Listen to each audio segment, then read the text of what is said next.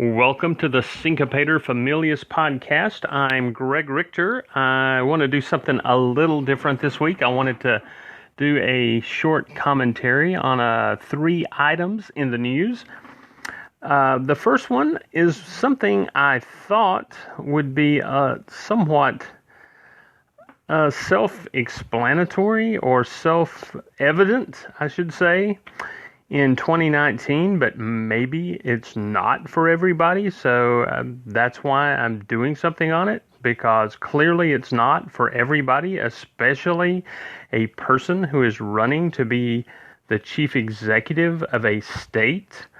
So that's the first thing I want to talk about.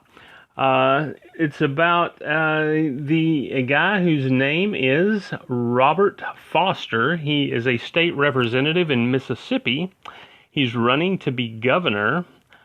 He's a Mississippi Republican running to be governor of Mississippi. And perhaps you saw this on the news this past week. If you're listening to this in July of 2019, I guess you saw it last week. If you're listening later, this is maybe stale news. But Representative Foster is running for governor. He was requested by a female reporter who was named, let's see if I can find her name, Campbell. Her last name is Campbell. I've got the story up here, and I've lost her first name, but I guess Larison Campbell, who works for Mississippi Today. She's a reporter for Mississippi Today. She requested a ride-along, an all-day ride-along. Apparently, Mississippi Today was doing this for all of the Republican candidates for governor. And so all of the other candidates said yes to the request. I do not know. This story does not say if all of the other reporters were with Larison Campbell or with other reporters, and if the other reporters were female reporters, what the story was on that or not. But we don't know. But basically, Representative Foster said no to the request, and the reason he gave was because he follows the Billy Graham rule that Vice President Mike Pence also follows, is that he would have been in his pickup truck all day for 15 to 16 hours with Miss Campbell, and they would have been and he has made a vow to his wife that he would never be alone with another woman. And so this is then, so Larison Campbell has then protested that this is sexism because he would have allowed a male reporter to have shadowed him. And in fact, he said that he didn't have a problem with her going along with him if she brought along a male chaperone. And then her problem was, then why was the onus on her? And he countered, well, he actually he would be willing to let her go along on a ride-along and he would be willing to provide someone, but he didn't have a staff member who could go on the particular day that she requested. So that's basically the story. He said it's his part of his Christian faith and his vow to his wife. And he was interviewed on CNN about this and also on Fox News. And they both, grilled him about it and said, do you not trust yourself or the reporter?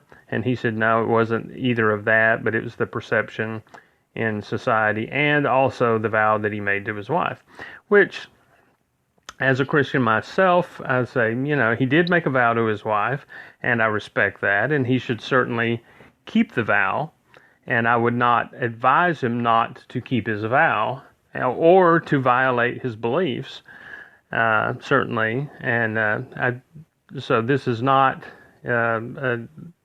in any way would I advise him not to do either of those things. However, if as Christians, I think we need to realize we are running, if he wins the election, he's going to be the governor of everyone in Mississippi, Christian or non-Christian, and he's already a state representative, so a lot of the people he represents in his district are not Christians, do not share his Christian faith. Some of them may be Christians nominally, or they're Christians and they don't share his beliefs on some of it, as they're not as strict in their beliefs as he is. So he has to understand. I think we need to understand that we live in a pluralistic society, and he can still. I would say that we can still uphold our vows to God, to our spouse, to our families, to our churches. But if we're going to do things, we're going to be in the world and not of the world. We're going to have to, understand that, could he have done this a better way? He could, and he seems to be adamant that he isn't going to budge on this. And I mean, I suppose that's his right, and he's running for office, and he can get votes or lose votes. But my particular advice as a fellow Christian would be to him that I think you should be a little wiser in how you deal with this. If that's your belief, you should simply handle this. If you're going to walk this tightrope, you should say you're not going to give anybody a ride along, because he flat out said that he was not going to give this person a ride along because she was female and there was no male chaperone, either from his office or that she could bring along with her, that she could provide. And she is in fact correct that she's being discriminated against because of her sex. She's correct, and she's making a valid argument, and that's she's. I don't know that it's actionable. Maybe it is. I don't know, but whether it is or not, we have to realize. I think that we have to realize we should be living at peace with people. Paul tells us to be at peace with all people, and in as much as it's possible. And I don't see that this is an instance that we're being at peace with all people. I think it's avoidable. This is a case where it would be avoidable to not be at peace, and I don't think that was a clear way to say that, but it's possible to be at peace here and still stay clear to his convictions. I think he could have simply made a rule that he wasn't going to let anyone do a ride along, but he flat out said that a male reporter could do a ride along and that a female reporter could do a ride along if there was a male present. And so that's just, I feel that's unacceptable. Maybe you disagree, maybe you agree, I don't know. Let me know if you want to argue about it. Feel free, civilly. When I say argue, I mean civilly. I'm a civil person, so feel free to look me up on Twitter and share your civil opinion. If you share an uncivil opinion, I'll just not respond. I won't block you. I won't argue with you. I just won't respond. Anyway, that's my thoughts on that. We'll get to a couple of other stories after this break.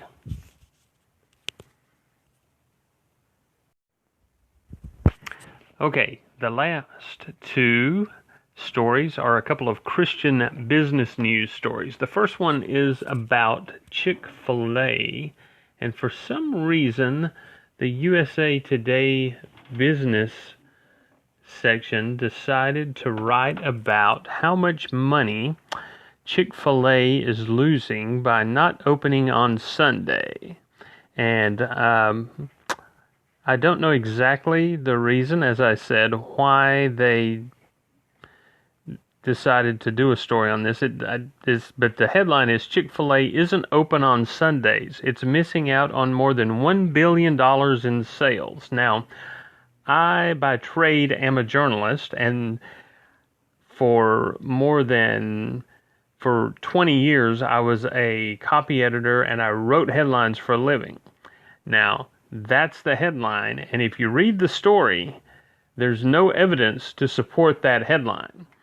There is speculation in the story that may be the case, but it may be true, but it may not be true. But the headline says that's the case, that they're, by not opening on Sunday, that Chick-fil-A is missing out on more than $1 billion in sales. But basically, the story says that Truett Cathy, who founded Chick-fil-A in 1946, decided at the very beginning he wasn't going to open any of his stores on Sundays, or his restaurants, because he wanted, quote, his employees to have one day to rest and worship if they choose. And obviously we know that that's still what he does. Chick-fil-A's are not open on Sunday. They've held to their principles despite most businesses not doing that. They're all, the rest of them are cashing in, opening on Sundays, as is their choice.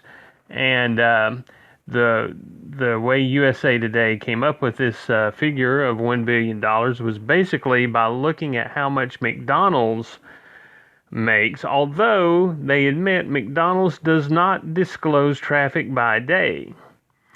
Although they say there is evidence that the weekends are particularly busy.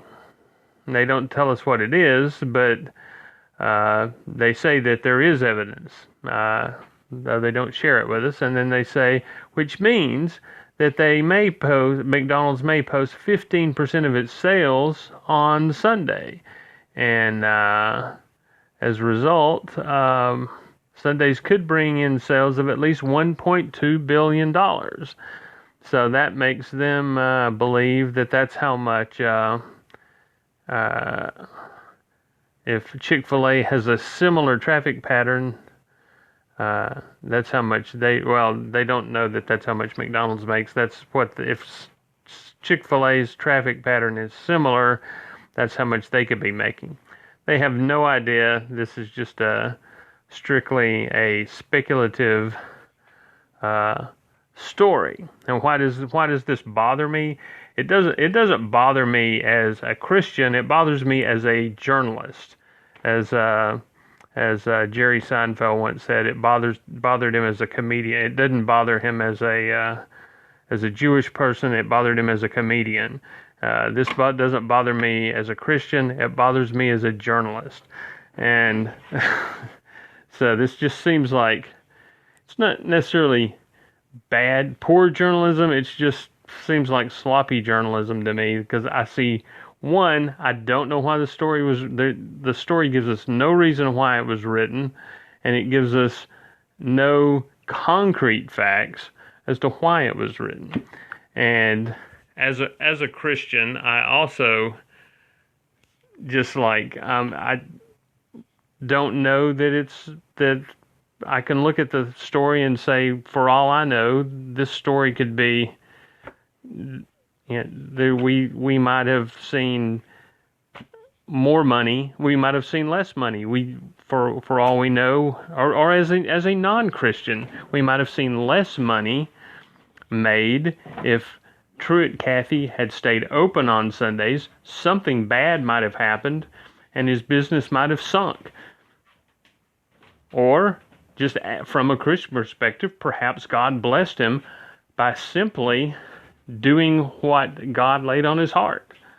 Sure, a lot of other businesses are open on Sunday and they have great success, but perhaps God specifically laid it on Truett Cathy's heart not to be open on Sunday, and he followed what God put on his heart. And if God had put on his heart to close on Sunday and he stayed open on Sunday, perhaps his business would have crashed, and he's not losing, his business today isn't losing $1.6 billion.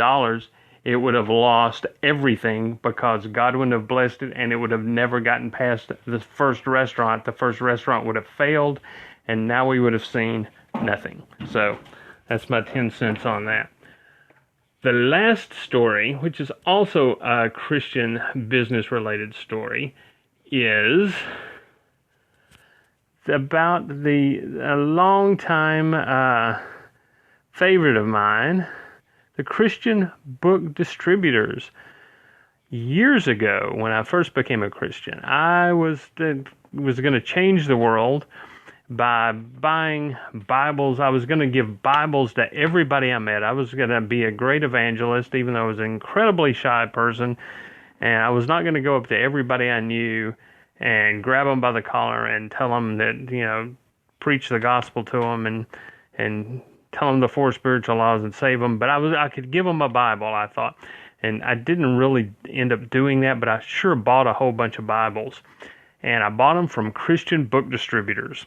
And this was the early 80s, and it was before you could buy them on the internet. And they had these, how I came across this, I don't know, but they had these catalogs you could buy them from, and they were called Christian Book Distributors. So what were their initials? The CBD. Well, they've been called that since the mid 80s. When were they founded? What does this story say? Oh, it's in Christianity Today. It's 1978. They were founded by Ray Hendrickson and his brother in 1978, and they've been called Christian Book Distributors all along, and they've been known as CBD. Well, guess what? CBD used to come up first in search engines, Christian Book Distributors, and now CBD has been replaced by something else in search engines, and so that good old cannabis oil is displaced it, and they see that that's not going to change anytime soon, so they've had to change. They've dropped their initials, and they're not going to be CBD anymore. So I'm pretty sad about that, and to see them go. And they dropped distributors from their name, so now they're just going to be christianbook.com. So long, CBD. The original CBD, they were the ones who were out there bringing us all spiritual healing before the CBD oil was bringing people whatever healing it may be bringing them. But anyway, there you go. So long, so farewell, and God bless you, Christian Book. So go get your stuff from christianbook.com now. I guess they're not a sponsor, but, that's a free advertisement, I guess. Go see them. Anyway, that's it for this week. See you next week.